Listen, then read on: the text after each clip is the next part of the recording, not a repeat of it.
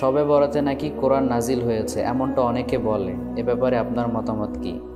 আচ্ছা, সূরা দোখানের 2 নম্বর আয়াতে আল্লাহ তাআলা বলেছেন, ইন্না আনজালনাহু ফি লাইলাতিন মুবারাকা, অর্থাৎ এই কোরআনটাকে আমি একটা বরকতময় রজনীতে নাজিল করেছি।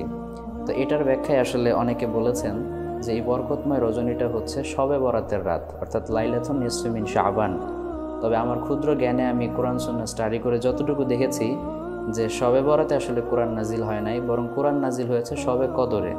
সূরা কদরের শুরুতে আল্লাহ বলেছেন, ইন্না আনজালনাহু ফি লাইলাতিল কদর, অর্থাৎ কোরআনটাকে আমি কদরের রাতে নাজিল করেছি। এখন কদরের রাতটা কবে? এটা কি রমাদান মাসে না শাবান মাসে? একটা প্রশ্ন আসতেই পারে। তো এটার ব্যাখ্যা আবার হাদিসে রয়েছে। আল্লাহ রাসূল সাল্লাল্লাহু আলাইহি সাল্লাম বলেছেন, তাহাররাউ লাইলাতাল কদরি ফিল উইতরি মিনাল আশরিল আওয়াখির মিন রমাদান, অর্থাৎ রমাদান মাসের শেষ দশকের বেজর রাতে তোমরা এই লাইলাতুল কদরটাকে তালাশ করো। তাহলে আমরা এখান থেকে বুঝলাম যে কোরআন নাজিল হয়েছে কদরের রাতে, আর কদরের রাতটা শাবান মাসে নয় বরং রমজান মাসে। আর সূরা বাকারাতে তো আল্লাহ আসলে স্পষ্ট বলেই দিয়েছেন, শাহরু রমাদান আল্লাযী উনজিলা ফীহিল কোরআন, রমাদান মাসে আমি কোরআনকে নাজিল করেছি।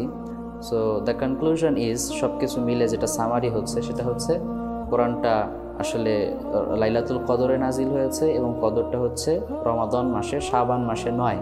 সুতরাং এখান থেকে বোঝা যাচ্ছে যে শবে বরাতে কোরআন নাজিল হয়েছে এটা বলার কোনো অবকাশ নেই।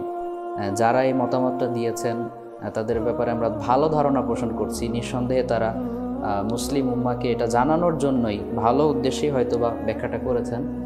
আল্লাহ তাদেরকে মাফ করুক। তবে বিনয়ের সাথে আমি বলছি, ফুল রেসপেক্ট দিয়ে বলছি, আমার জ্ঞান অনুযায়ী আমি যতটুকু দেখেছি যে শবে বরাতের রাতে কোরআন নাজিল হয়নি, কোরআন নাজিল হয়েছে শবে কদরের রাতে। আল্লাহ আমাদের সবাইকে সঠিক বুঝ দান করুক এবং সঠিকটা মানার তৌফিক দান করুক। আমিন।